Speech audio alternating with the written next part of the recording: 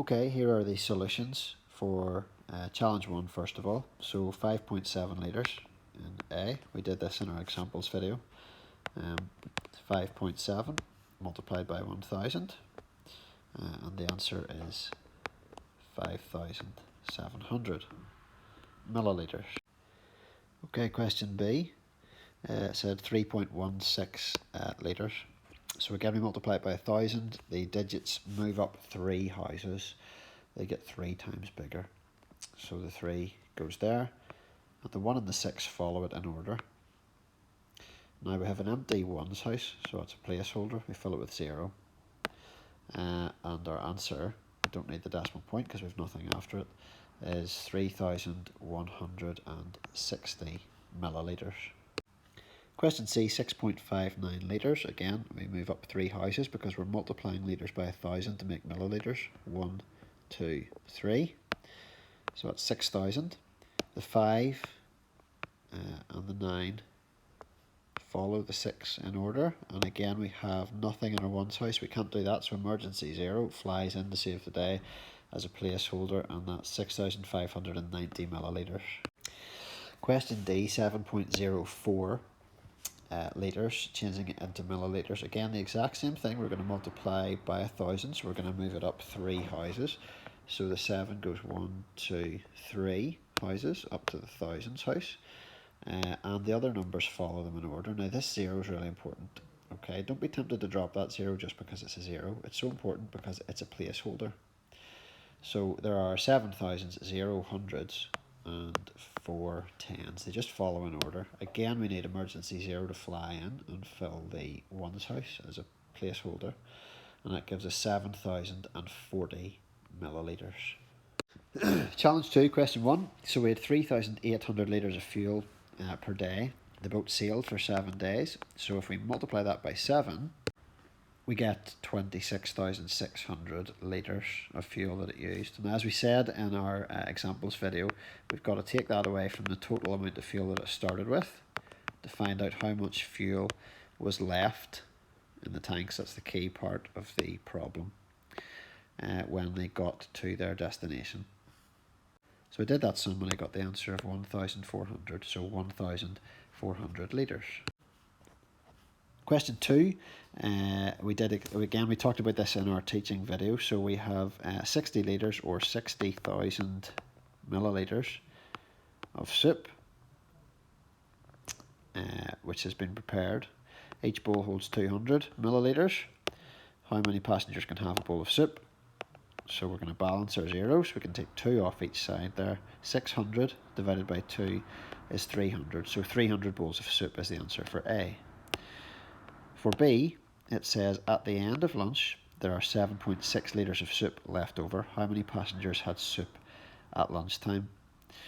So we started off with 60,000 millilitres. 7.6 litres, or 7,600 millilitres were left at the end. So if I find out how much soup was used, it's 52,400 millilitres of soup used. Now what I have to do is find out how many bowls of soup you could fill from that. So again, it's a dividing sum. And again, I'm going to balance my zeros to make this a bit easier. So I can, once again, take 2 off each side. And then I'm doing my dividing sum to work out that there's 262 bowls of soup which I can fill from that amount. So the answer to B is 262.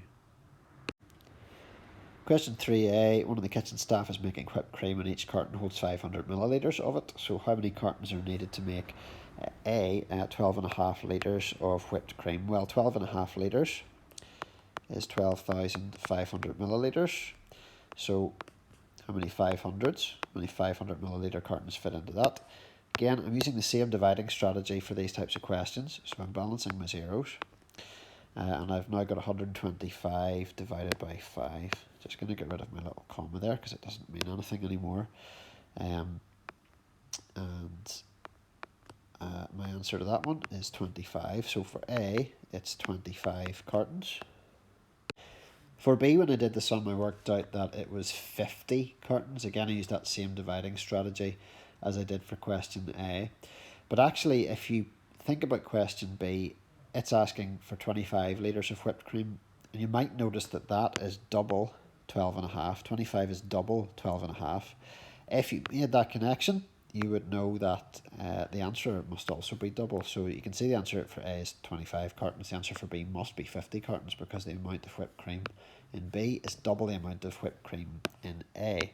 Now hopefully you spotted that and were able to apply it to question C as well, which asks for 50 litres of whipped cream. So what we're doing there is 50,000 divided by 500. And again, I can use the same division strategy, but you may well have spotted that 50,000 is double 25,000.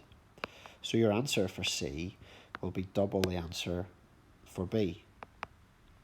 If not, and you just did your dividing sum, that's fine. It's 100 cartons. So like we said in the example video, for the first part of question 4, we had to work out the least number of boxes that Lisa had to add to the shape to make it into a proper cuboid. So for this one, I have added white cubes onto it to find out how many I need to make it into a cuboid. And it turns out I had to add on 9 white cubes. So that's the answer to A. She had to add on 9 cubes. The least number of cubes she could have added on was 9, which actually turns out to be half of the cuboid. So the half of the cuboid, or the part of the cuboid which is shown here in your book, is actually exactly half of your final cuboid. There are 18 cubes in the final answer. So your answer for A is 9. So the answer for A was 9, and B says the volume of one box is 50 centimetres cubed. What is the total volume of the cuboid? Well, now that we added on 9 to make the full thing, we know that there are 18 cubes in the cuboid altogether, and each individual box is 50 centimetres cubed. So this is going to be a multiplication sum, 50 times 18. So 50 centimetres cubed times 18 to find the total volume of the cuboid. And when I did that multiplication sum, which is a long multiplication sum, don't forget about your magic 0 there in your second line, the answer was 900 centimetres cubed. Question 5, we have the table here to show the different bottles of spring water that passengers ordered in a week. So question A says how many litres of spring water were ordered in 500 millilitre bottles. Well, the number of bottles is 2,500. And the size of the bottle is 500 millilitres. Now 500 millilitres is half of a litre. So 2 bottles of that size would give us 1 litre of water. So how many litres would be contained in 2,500 bottles? Well, as you can see, we're halving the number of bottles to find the number of litres. So our sum here is 2,500 divided by 2. And when you do that sum, it gives you an answer of 1,250 litres. So A is 1,250 litres. Question B asks us how many litres of spring water were ordered in 1.5 litre bottles. Well, 1.5 litre bottles down here. The number of them ordered was 600. So to multiply 1.5 by 600, or 1.5 by 600, what I'm going to do first of all is just multiply 1 litre by 600, which gives me 600 litres. And then I need to multiply half a litre by 600, or 0.5 litres by 600. When we multiply by a half, that's the exact same thing as dividing by 2. Multiplying by a half really means finding out how many halves there are in something, and we do that by dividing by 2.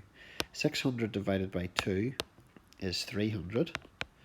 So altogether, there are 900 litres contained in the 1.5 litre bottles, the 600 of them that were ordered. So your answer for B is 900 litres. Question C asks how many litres of spring water were ordered in all 3 sizes of the bottle altogether. Now, we found out the answers for the 500 millilitre bottles. which is 1,250 litres. We found out the answer for the 1.5 litre bottles, which was 900 litres.